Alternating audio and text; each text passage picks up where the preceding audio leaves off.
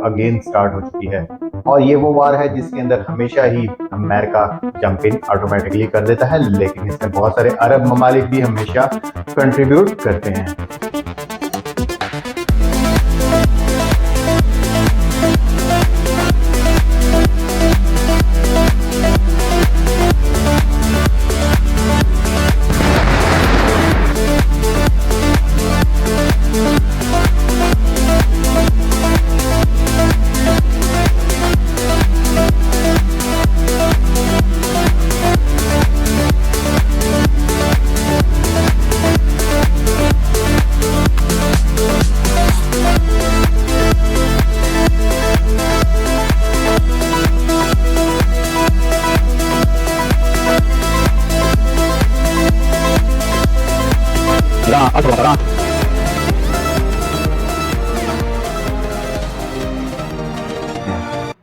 फलस्तीन जिसकी आबादी 5.4 मिलियन है सिर्फ, और इसराइल की 9.3 मिलियन है, लेकिन एक्चुअली फलस्तीन की आबादी थी 14.3 मिलियन पीपल, जो कि शिफ्ट हो गए बहुत सारे और अरब मुल्कों की जानिब, क्योंकि इसराइल के कब्जे की वजह से हर वक्त ही वहां पर जंग का खतरा बना रहता है।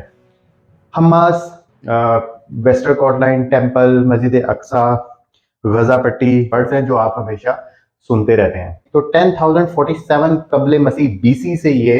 यहाँ पर जो है वो जेरूसलम, जो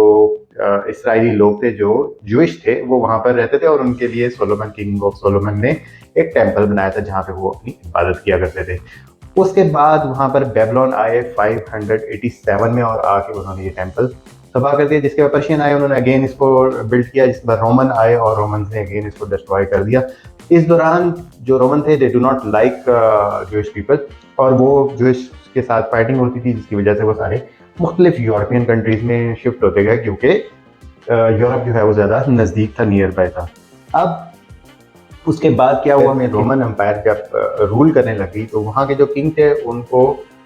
ईसाइयत जो है वो बहुत ज़्यादा पसंद थी, और वो वहाँ पर ईसाई मज़हब जो था वो बहुत ज़्यादा फैला इस सारे एरिया के अंदर। इस दौरान जो इसराइली थे और जो सारे के सारे जूइश पीपल थे, ये जूइश पीपल ने जो हज़रत ईसा अलैहिस्सलाम थे, उन्होंने ये जेरूसलम के इलाके में प्रीच किया करते थे तमाम अपनी तालीमात के ऊपर, और जूइश पीपल को ये बात पसंद नहीं थी, जिसकी वजह से उन्होंने उनको स्लीप के ऊपर हैंग कर दिया। वायलेंस, उन पे तशद्दुद, क्राइम और बहुत सारा कत्ल गारत उस ज़माने में बहुत ज़्यादा हुआ, जिसके बाद ये सारे डिस्पर्स होते गए। अब बारी आती है जो हम नियर बाय एरिया देखें। 1874 में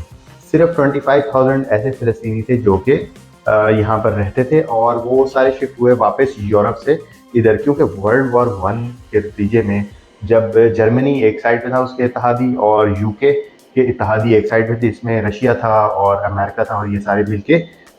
विनर हुए। अच्छा, रशिया में जो जूइश थे और जो यूरोप में जूइश रहते थे, उनकी सपोर्ट की वजह से वर्ल्ड वॉर 1 में बहुत ज़्यादा बेनिफिट हुआ अगेंस्ट था जर्मनी, और जर्मनी के जो जूइश थे उनका भी कत्लेआम हुआ, specially in the tenure of Hitler, जिसमें 60 लाख से ज़्यादा जूइश पीपल जो है वो उनकी हिटलर के ज़माने में, और मेजर जो है वो उसकी वजह से वो सारे के सारे यूरोप में रहे, और वहाँ पर उनका अच्छा होल्ड भी हो गया जूइश पीपल। बहुत ज़्यादा ज़रूरी थी, तो इसीलिए यूके ने उनसे एक सेंक्शन किया, जिसको जो है वो फॉर डिक्लेरेशन जो है वो सपोर्ट करता था कि तमाम जूइश पीपल जो है वो वापस अपने उस एरिया में जाएंगे और वहाँ पर जाके वो अपनी जो इबादत है और जो भी अपना सिलसिला है, जो अपना मुल्क है, वो अगेन बना सकते हैं। की ज़रूरत है कि इसराइल की लोकेशन जो है वो किस तरीके से है। ये इसराइल है जो कलरफुल में आपको नज़र आ रहा है, उसके साथ फ़लस्तीन है, उसके बाद इजिप्ट, ईरान, सऊदी अरब, लेबनान, ये सारे अरब मुल्कों में सराउंडेड है, और ये जो पूरा एरिया नज़र आ रहा है ये यूएन की करारदाद के मुताबिक नहीं है। This all is occupied by Israelites, और उसकी जो मेजर वजह है वो भी हम आगे चल के डिस्कस करेंगे कि ये कैसे उन्होंने इतना बड़ा एरिया अपना एक्वायर कर लिया। इसमें जो सबसे इम्पोर्टेंट है वो सिर्फ 37 एकड़ पे फैला हुआ एरिया है, और वो 37 एकड़ पे फैला हुआ में है मस्जिद अक्सा, गजा पट्टी हम अक्सर सुनते हैं, उसके बाद जेरूसलम वहीं पर ही उसी एरिया को कहा जाता है, और उसी एरिया में ही वेस्ट वॉल माउंट है जो कि तमाम जूइश के लिए, मस्जिद अक्सा में नॉन मुस्लिम्स अलाउ नहीं है। तो इस तरह बहुत सारे जो एरिया जहाँ पर मेजर कन्फ्लिक्ट है, 3 बहुत बड़े मज़ाहिब का, मुस्लिम, जूइश और ईसाइयों का। हैंड ओवर देयर, उन्होंने परचेज की और उसके बाद वो वहाँ रहना शुरू हुए। और अगर हम देखें 1914 तक वो सारे 84,000 और उसके बाद तो 1918 तक 1.5 लाख और उसके बाद अब जो है वो मिलियंस में इसराइली वहाँ पर आ चुके हैं, जिसकी वजह से उन्होंने वो सारा एरिया आहिस्ता आहिस्ता एक्वायर कर लिया और they have really supported by the US army. और वहाँ के सारे इक्विपमेंट, असला, टेक्नोलॉजी, ये बहुत सारी वहाँ पर है। इसराइली कंपनीज जो हैं उनका बहुत बड़ा होल्ड है वेस्टर्न इंडस्ट्री के ऊपर, और इस वजह से उनको बहुत ज़्यादा सपोर्ट है और अमेरिका हमेशा से ही उनको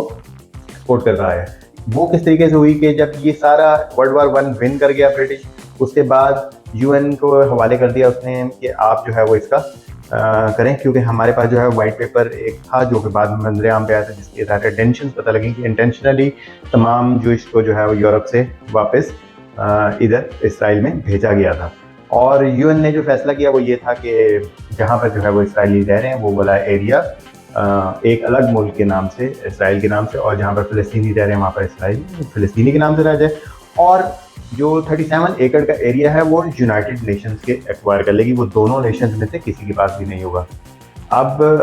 तमाम अरब ममालिक को ये फैसला कबूल नहीं था, लेकिन क्योंकि जो है वो वोटिंग हो चुकी थी और उसके मुताबिक जो है वो डिसीजन हो गया था। लेकिन वेरी नेक्स्ट डे जब ये वोटिंग ख़त्म हुई और उसके बाद जो है वो एक नई जंग छिड़ गई और अगेन जो है वो इसराइल के ऊपर तमाम अरब ममालिक ने मिल के अटैक किया, जिसने हरा के दोबारा उससे ज़्यादा एरिया पे कब्जा कर लिया जो यूनाइटेड नेशन की डिक्लेयर थी। करता है 1950 में लॉ ऑफ रिटर्न के नाम से, जिसके तहत जितने भी जूइश पूरी दुनिया में मौजूद हैं वो सारे वापस आ सकते हैं इसराइल में और उनको नेशनलिटी दे दी जाएगी, जिसके बाद मज़ीद इजाफा हो जाता है वहाँ पर पॉपुलेशन का। इसी दौरान मिस्र के जो प्रेसिडेंट होते हैं नासिर, वो इसराइल को बिल्कुल लाइक नहीं करते होते और वो पाबंदी लगा देते हैं स्विस कनाल की ट्रांजिट के ऊपर इसराइल की। That was in 1956।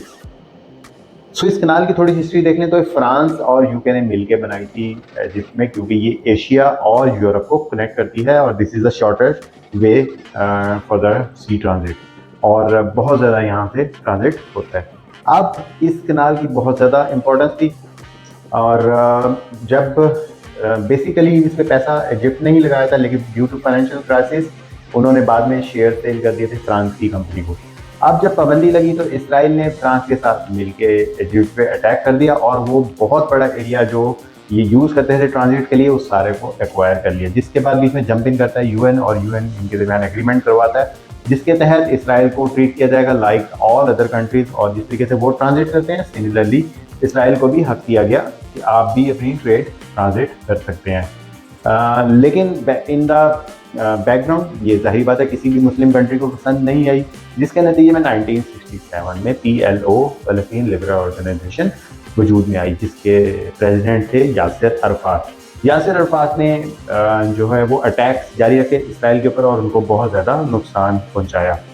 लेकिन एक वक्त रियलाइजेशन का आता है जिसमें उनको भी रियलाइज़ हो गया और इसराइल को भी रियलाइज़ हो गया कि विदाउट निगोशिएशन हम लोग आगे नहीं बढ़ सकते। कुल अदा किया बिल क्लिंटन ने, उन्होंने अमेरिका में इनका कॉन्ट्रैक्ट करवाया, एक सुलहनामा करवाया, जिसके बाद दुनिया ने सुख का सांस लिया कि अब इनके दरमियान अगेन जो है वो वॉर नहीं होगी और things are going to be in right direction. लेकिन इसराइल ने इस मुआहदे की खिलाफवर्जी करते हुए जेरूसलम को नहीं खाली किया और उस पर अपना कब्जा जारी रखा, जिसके बाद अगेन वॉर कंटिन्यू रही। लेकिन इस सारे सिनेरियो में क्योंकि अटैक्स कम हो गए थे तो ये पॉपुलेशन को बिल्कुल पसंद नहीं आया और वो लोग इस चीज़ को नहीं हजम कर पाए कि हम जेरूसलम की जो एक्वाजिशन है उसको छोड़ दें, जिसके नतीजे में वजूद में आई हमास। हमास गोरिल्ला वॉर की तरह थी, ये लेबनान में ज़्यादा रहते थे और इजिप्ट में रहते थे और इन अटैक्स करते थे लेबनान से और इजिप्ट से इसराइल की स्टेट्स के ऊपर रॉकेट्स के ज़रिए। इनके ट्रेंड जो है वो मुजाहिदीन होते हैं और वो सारे अटैक्स करते हैं इसराइल के ऊपर और उनको अच्छा खासा नुकसान देते थे। लेकिन ये सारी एफर्ट्स जो